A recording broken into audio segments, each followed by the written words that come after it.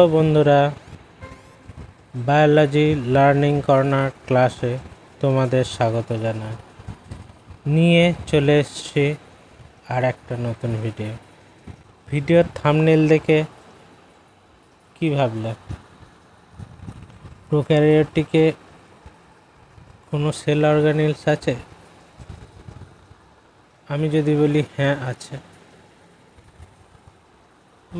এক্ষুনি ভাববে যে স্যার উল্টোপাল্টা বকছে, এক্ষুনি স্ক্রোল করে চলে যাবে।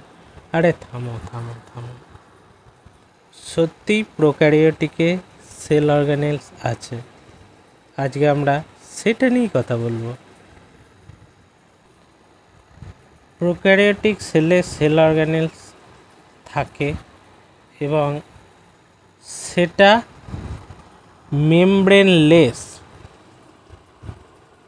ইউক্যারিওটিক কোষের বৈশিষ্ট্য হচ্ছে মেমব্রেন বাউন্ড সেল অর্গানেলস থাকে।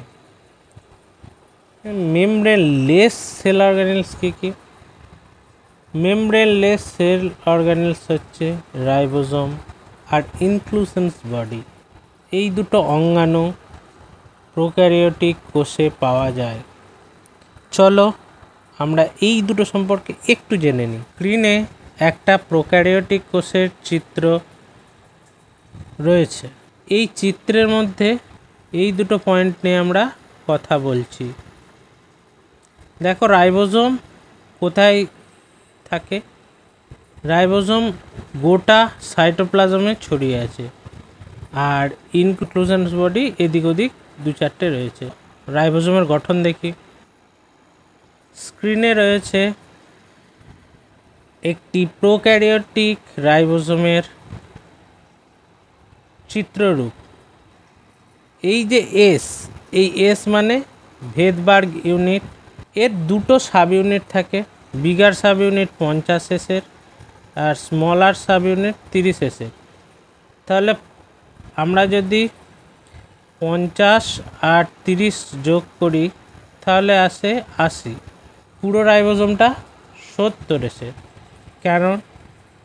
কারণ এই যে ঘাঁজটা, এটা এই জায়গায় ইনসার্ট হয়ে যায়, দিয়ে এই ভেদবার্গ ইউনিটের মান কিছুটা কমিয়ে দেয়। এই যে পুরো রাইবোজোমটা, এটার আয়তন 15 nanometre into 20 nanometre. Bigger subunit কী দিয়ে গঠিত হয়? বিগার সাব ইউনিট 50 এখানে আবার দুটো 23 আর 5 আছে। এই যে স্মলার সাব ইউনিট সেটা 30 এই যে 23 5 50 30 এগুলো কি? এগুলো হচ্ছে আরএনএ। এর সঙ্গে কি থাকে? এখানে এর সঙ্গে কিছু প্রোটিন থাকে, মানে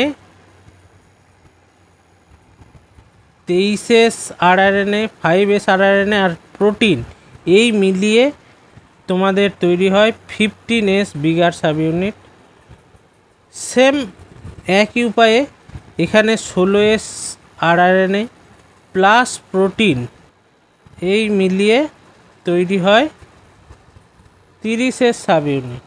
প্রোক্যারিওটিক রাইবোজোম একটা স্পেশাল ফিচার দেখায়, আমরা সেটা দেখব, যেটাকে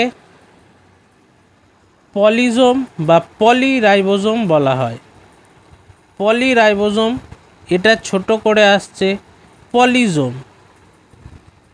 জিনিসটা কি না, রাইবোজোম অনেকগুলো এমআরএনএর ওপর অ্যাটাচড হয়ে পলিজোম তৈরি করে। অর্থাৎ এইটাতে যদি এতটা প্রোটিন সিনথেসিস হয়, এটাতে তার একটু কম, এটাতে তার একটু কম, এটাতে তার একটু কম, এটাতে একটু কম, মানে এইভাবে সিকোয়েন্সিয়ালি প্রোটিন সিনথেসিস করতে আরম্ভ করেছে।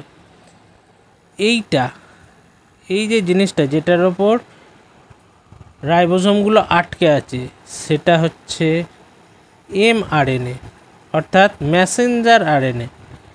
এই যে মেসেঞ্জার আরএনএ, এর ডিগ্রেডেশন খুব তাড়াতাড়ি হয়। প্রোক্যারিওটিক কোষে 1 to 2 মিনিট, 1 থেকে 2 মিনিটের মধ্যে এই এমআরএনএ ডিগ্রেড হয়ে যায়।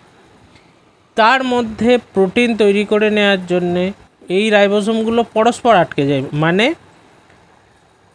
এই প্রান্তটা যখন বেরিয়েছে তখনই এই রাইবোসোমটা এর সঙ্গে আটকে গেছে, তারপর একটু বেরিয়েছে আবার এইটা, তারপর আবার তারা সঙ্গে সঙ্গেই প্রোটিন সিনথেসিস শুরু করে দিয়েছে। এই রকম স্ট্রাকচারকে আমরা পলিরাইবোসোম বা পলিজোম বলে থাকি। যে ইনক্লুশন বডি, এই জিনিসগুলো কি? এই জিনিসগুলো হলো রিজার্ভ মেটেরিয়াল।